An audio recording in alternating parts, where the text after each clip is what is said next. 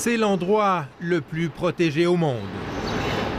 Périmètre de sécurité, policiers, services secrets, et puis bien sûr, prise de température et tests de dépistage quotidien de coronavirus.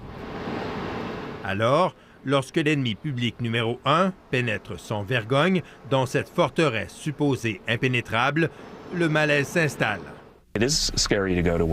Ce haut conseiller de Donald Trump l'avoue, il a aujourd'hui peur d'aller travailler à la Maison-Blanche et se sentirait plus en sécurité chez lui.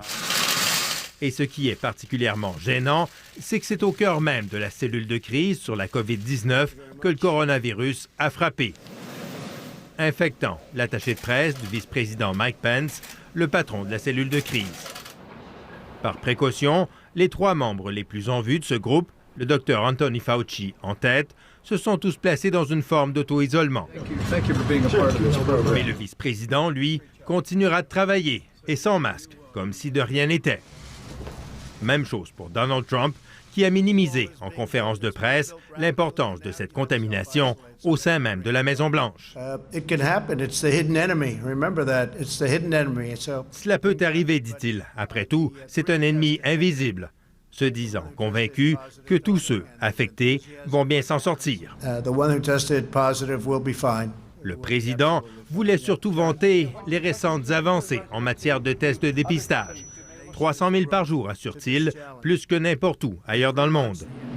Des tests déployés à la Maison-Blanche, mais qui n'ont pas empêché la propagation du virus. You couldn't ask for a more ironic juxtaposition.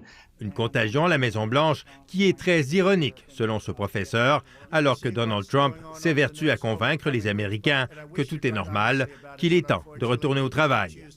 Autre signe que tout ne va pas si bien à la Maison-Blanche, une note interne vient d'être remise à tout le personnel. Les masques y seront désormais obligatoires. Ici Jean-François Bélanger, Radio-Canada, Washington.